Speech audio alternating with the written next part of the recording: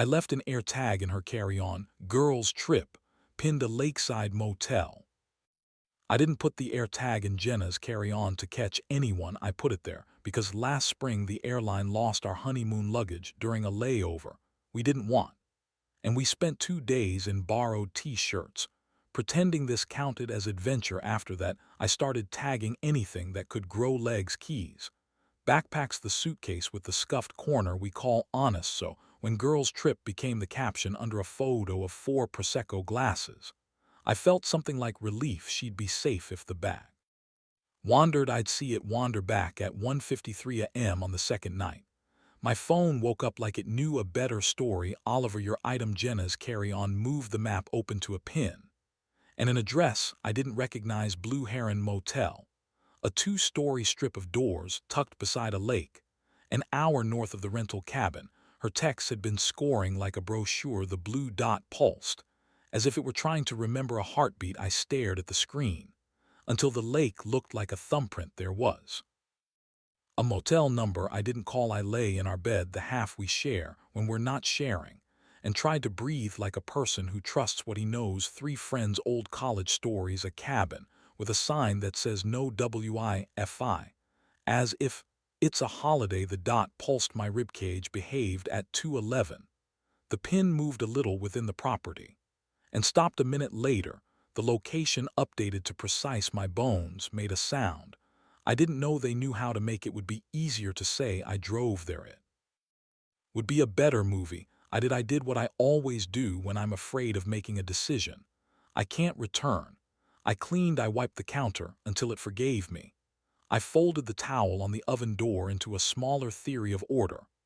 I put away the mug with the hairline crack that scares Jenna and doesn't scare me. Then I sat with my phone face down, the universal charm against possession. In the morning I made coffee and decided to be a person who asked rather than accused. I texted, how's the lake? Send picture so I can be annoyed. I stayed in the city. No answer. Then 3 dots, then a photo, ripples and pine trees, and someone's foot with painted nails. Familiar, because I painted them last month when the salon double booked. And she said, come here, artist. The caption: we hiked early, 0 service on the trail. Be smug for me.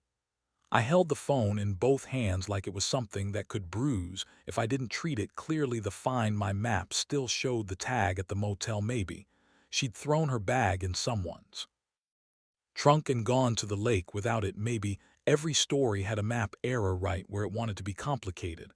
I went to work. The office smells like warm paper and thrifted mugs.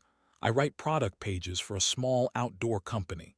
My job is convincing people that socks can make them braver. I stared at a photo of a tent on a cliff and thought about pins. At noon, I zoomed in on the motel and studied the lot like it could change its mind. At 3, the tag started moving south down Route 7 and then east along the highway toward the city. I watched it the way people watch weather. At 5:30, the dot lay quietly inside a restaurant 3 blocks from our apartment, Riverton Bistro, a place with a chalkboard outside that says happy accidents, as if handwriting can bless you. I put on a jacket and walked there like a person who knows how to walk. Through the window, I saw her from the back, the red scarf I bought last winter slung over the chair like a witness. Opposite her, a man who looked like a default avatar, upgraded with a good barber. When he leaned in, his shoulders didn't touch the table. Jenna's laugh tilted in the way it does when she wants the room to know she's not a secret. I didn't go in. I stood there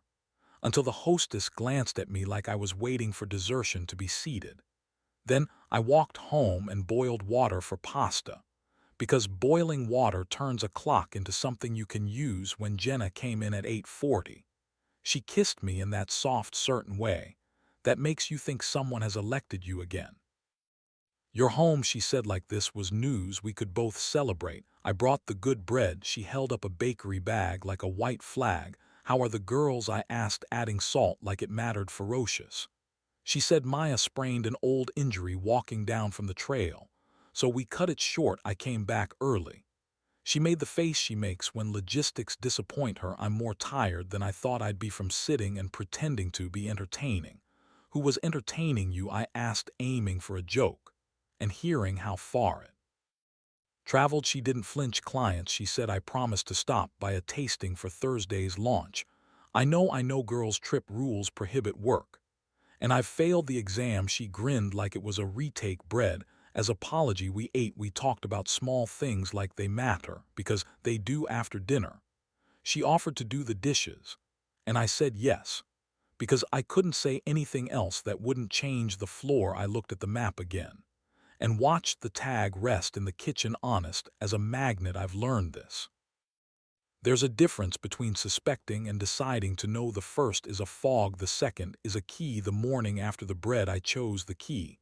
While she was showering, I opened the Find My app and tapped the little eye next to the carry-on play sound it suggested.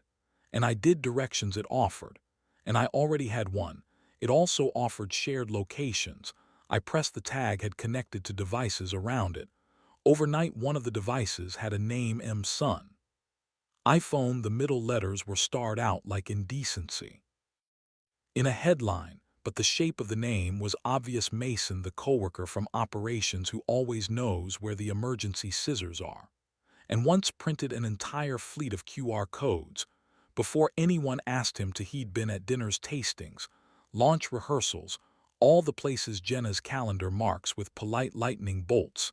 The man at the bistro could have had his hair. There's a world in which I confront the phone and the AirTag and the man's name like evidence. There's another where I decide I'm not interested in proving I'm the better attorney. I chose a third. I wrote a note on the yellow pad. We keep for lists, talk after work, not a fight, true things. I stuck it to the fridge with the magnet that says hello in French, because we bought it in a store that liked the word bon as a prefix. At 6, we sat at the table. She put her phone face down without being asked. Is this the conversation? She said. Her voice wasn't frightened, it was tired of auditions. It's a conversation. I said. You were at the Blue Heron 2 nights ago. The sentence lay there like a tool. And at Riverton with Mason. She closed her eyes when she opened them. There was no theater in them. Yes, she said, I should have told you I didn't, because I was using the girl's trip like a prop. And then I used my job like a prop. And then the prop started asking for credits. She touched the table edge, grounding her hand. I went to the motel because Maya had a fight with her boyfriend. And I didn't want to be in the cabin. When it became dramatic, Mason was there with the chef team for Thursday's event. Same lake, different plan. He said, come over, we'll have a boring beer and watch water. I went. It wasn't boring. We kissed. The word didn't knock anything over. I'd already moved the breakable things once, I said, because numbers matter, if only to require definitions twice, she said. And then last night, we had dinner to tell the truth, and to see if the truth would behave. She looked me full in the face. I don't want to be someone who lies creatively. I also don't want to be someone who never wants anyone else. I want to not starve and still sit here with you. There are 1,000 ways to be brave, and most of them look like sentences. If you want to open the windows, I said. We write screens, no hotels that don't book both our names, no pretending work. Is whether names not initials, no secrets that depend on the kindness of maps. Her laugh was breath and almost cry therapy. She said, before or after the screens? During, I said. We wrote rules on the yellow pad like adults. Buying furniture they intend to assemble, no bringing anyone into our apartment, no coworkers. We